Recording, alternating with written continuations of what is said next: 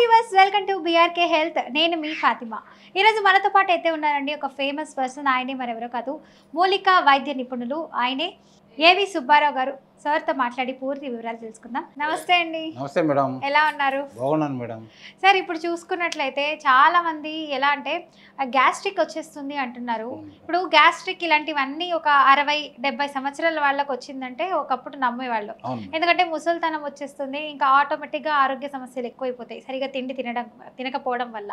మరి ఇప్పుడు 26-27 ఏజ్ నుంచే సార్ అసలు అంటే ఒక డిగ్రీ జాబ్ చేసే వయసు వచ్చేటప్పటి నుంచే గ్యాస్ట్రిక్లు వచ్చేస్తున్నాయి, అల్సర్లు వచ్చేస్తున్నాయి. అసలు వీటికి కారణం ఏంటంటారు అసలు? ఓకే మేడం, మంచి ప్రశ్న వేశారు మేడం. విఆర్కే ప్రేక్షకులకి అందరికీ నమస్కారం అండి. ఈ రోజున మేడం గారు అడిగింది గ్యాస్ట్రిక్ సమస్య. అసలు గ్యాస్ట్రిక్ అంటే శరీరంలో మనం తీసుకున్న ఆహారం, నమిలి మింగిన ఆహారం అన్నవాహికలో అరగటానికి మనకు కొన్ని రకాలైనటువంటి యాసిడ్స్ కావాలి మేడం. అవి మన శరీరం ఉత్పత్తి చేస్తుంది ఆటోమేటిక్గా. ఆ ఉత్పత్తి చేసే క్రమంలో మనం సరైనటువంటి ఆహారం సరైనటువంటి టైంకి తీసుకున్నటువంటి వాళ్ళకి గ్యాస్ట్రిక్ సమస్య అనేది ఉండదు మేడం. అలా కాకుండా ఆహారంలో మార్పులు, టైంలో మార్పులు ఇవి ఎప్పుడైతే జరగటం మొదలు పెడతాయో ఈ గ్యాస్ట్రిక్ అనేది పుట్టుకొస్తుంది. ఉదాహరణకు ఒక వ్యక్తి, మీరే ఉన్నారు మేడం, మీరు రోజు పొద్దున్నే 4 ఇడ్లీ తింటారు 8 గంటలకి.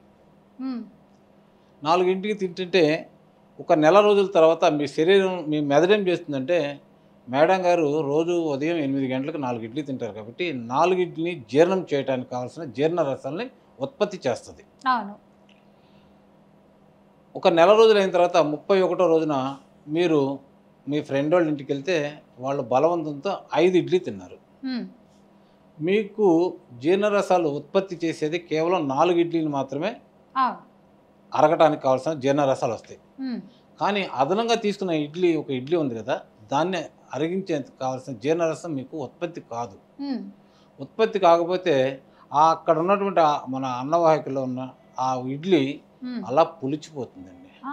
ఆ పులిచిపోయి దాంట్లో నుంచి వచ్చేదే గ్యాస్ట్రిక్. అంటే ఎక్స్ట్రా ఒక ఇడ్లీ కూడా తినకూడదు. ఎక్స్ట్రా ఒక ఇడ్లీ కూడా 4 ఇడ్లీకి సరిపడే రసాన్ని మాత్రమే అది మన ఎప్పుడైనా మన శరీరం అలవాటు ఎంతైతే చేసుకుంటామో అంతవరకు క్లియర్గా ఉంటుంది మేడం. మరి ఈ ఇడ్లీ ఎప్పుడు అరుగుతుందంటే, ఆ ఇడ్లీ మధ్యాహ్నం అన్నం టైంలో మళ్ళా జీర్ణరసాలు వస్తాయి కాబట్టి అప్పుడు ఈ ఇడ్లీ అరిగిపోతుంది. అప్పుడు చాలామంది మన పూర్వంలో మన అమ్మా నాన్నలు, తాతలు అన్నం అరగకపోతే ఇవాళ అరగలేదురా, ఇవాళకి నేను అన్నం తినను అంటారు. అన్నం తినకపోతే, కానీ అన్నం తినకపోయినా ఆ పూటకి కావాల్సిన రసాలు వస్తే ఇక్కడ మిగిలిపోయిన అన్నాన్ని అది క్లీన్ చేస్తాయి. అంతవల్ల తెల్లారి పొద్దుకి వాళ్ళు పొట్టంతా ఫ్రీగా ఉంటుంది అనమాట. కొంతమంది సరే అరగకపోయినా కొంచెం తింటారు. అవునండి, బలవంతంగా తినటం వల్లనే ఇవాళ ఈ గ్యాస్ట్రిక్ సమస్య, ఒబిసిటీ సమస్య, తర్వాత మోషన్ ఫ్రీగా ఉండకపోవడం సమస్య, ఇలాంటివన్నిటిని కూడా మలబద్ధక సమస్యలు కూడా వస్తున్నాయి మేడం. ఇంకొంతమంది తిన్న తర్వాత కూడా కొంచెం అరగలేదు కదా అని చెప్పి నడుస్తారు. మరి అలాంటప్పుడు అవును మేడం, అరగటం వల్ల ఏమైందంటే శక్తి ఖర్చు అవుతుంది మేడం. శక్తి ఖర్చు అయినప్పుడు ప్లస్ పొట్టలో ఉన్నటువంటిది అది మెల్లమెల్లగా జారి కిందకు వస్తూ ఉంటుంది. ఈ లోపల ఉన్నటువంటి గట్ అంటారు, ఆ గట్లో ఉన్నటువంటి యూసెస్ వల్ల అది కూడా అరిగిపోతుంది అన్నమాట. అందుకని ఆహారాన్ని క్రమ పద్ధతిలో కరెక్ట్గా రోజు ఎంత తీసుకుంటున్నామో ఎక్కువ తక్కువ లేకుండా అలా తీసుకుంటే వాళ్ళకి గ్యాస్ స్టమ్ అనేది సమస్య రాదు. అయితే మీ ద్వారా ఒకటైతే తెలిసిందండి అందరికీ. సో సమయానికి తినాలి, ఎంతవరకు తింటామో అంతవరకే తినాలి, అంతకు మించి తింటే అరగదంట. అరగదు. ఒకవేళ అరగకపోతే, ఒక పూట ఎక్కువ తింటే అరగకపోతే రెండో పూట తినే క్రమంలో ఆ వార కాస్త అన్నం తగ్గించుకోవటము, లేకపోతే అసలు తినకుండా ఉండటం జరిగితే ఆ లోపల మిగిలిపోయిన ఆహారం పూర్తి అరిగిపోయి శరీరానికి కావాల్సినటువంటి ఎనర్జీ ఇస్తుంది. శరీరం లోపల ఎలాంటి ఎసిడిటీ అనేది పెరగకుండా చూస్తుంది అన్నమాట. సో మితిమీరి తినకూడదు అంటారు. ఎంత మోతాదులో తింటామో అంతే మోతాదులో తినాలి. Correct madam. ఎవరో ఏదో అంటారని మొహమాటానికి తిన్నా మన బాడీయే ప్రాబ్లం, సమస్య ఎక్కువైపోతుంది.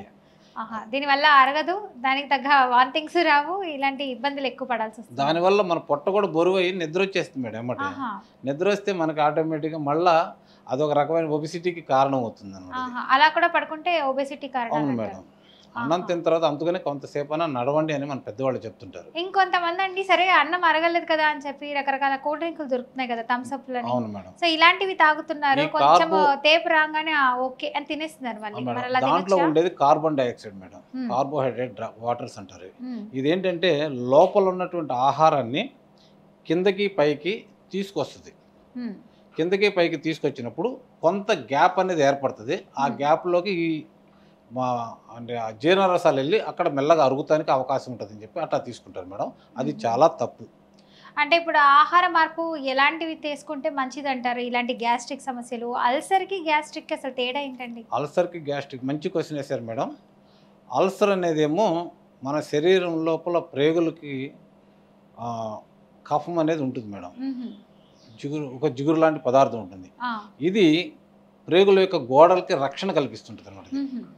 ఈ మన శరీరం ఉత్పత్తి చేసేటువంటి జీర్ణ రసాలు చాలా ఘాటుగా ఉంటాయి.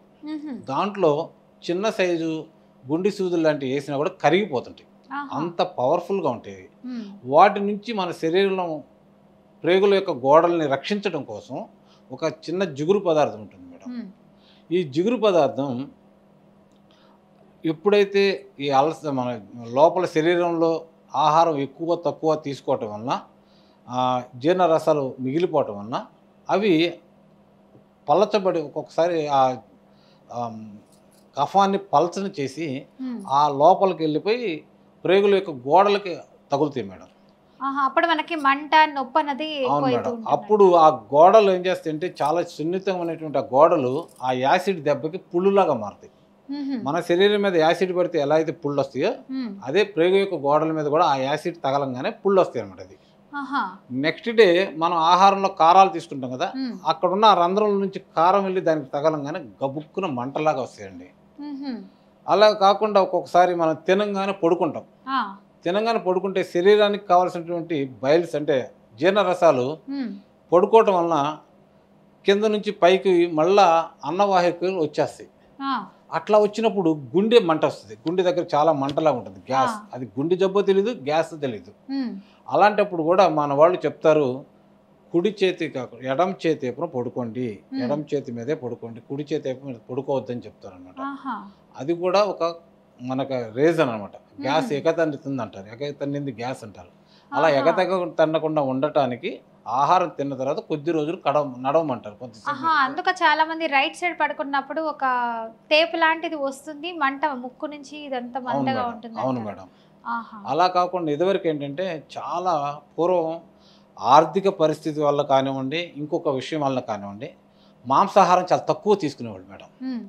ఇప్పుడు ధనం పెరిగిపోయింది, సంపాదన పెరిగిపోయింది. ప్రతి హోటల్ ఇదివరకు మన హైదరాబాద్ చుట్టుపక్కల ఎక్కడికి వెళ్ళినా కూడా బ్రాహ్మణ హోటల్ లేకపోతే అని రాసిపెట్టి అమ్మేవాళ్ళు. కూరగాయల భోజనాలు ఉండేవి మేడం. ఇవాళ చూద్దామన్నా అక్కడ దొరకట్లేదండి. ఎక్కడ చూసినా మసాలా ఫుడ్.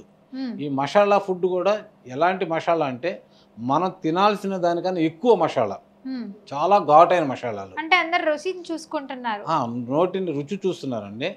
దానివల్లే ఇవాళ గ్యాస్ట్రిక్ సమస్య అనేది బాగా పెరిగిపోతుంది. అయితే ఎప్పుడైతే అలా ఏర్పడినటువంటి పుళ్ళు ఉన్నాయి చూసారు ఇందాక, ఆ పుళ్ళనే మనం అల్సర్లు అంటామండి. ఈ అల్సర్లని మనకి ఆపేటువంటిది నెయ్యి మేడం.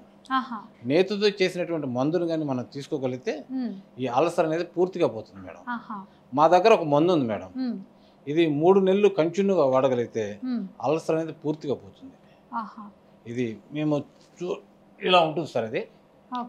ఇది కొన్ని రకాలైనటువంటి కెమికల్స్, అదే మన మినరల్స్తో తయారు చేసినటువంటి మందు.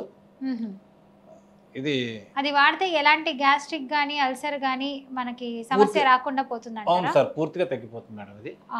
ఇది యాక్చువల్లీ 3 నెలలు వాడాలి మేడం, నేతితో కల్పిస్తాము. ఇది 3 నెలలు వాడితే అల్సర్ అనేది పూర్తిగా 100% మేడం, గన్ షాట్గా చెప్పొచ్చు, తిరిగి రాదు, అలా తగ్గిపోతుంది మేడం. చూసారు కదా వ్యూవర్స్, ఈ మందు అన్నది వాడితే కొంచెం చూడడానికి బూడిద రంగులా ఉంది, బూడిదలాగే అనిపిస్తుంది, బూడిదైతే కాదండి ఇది.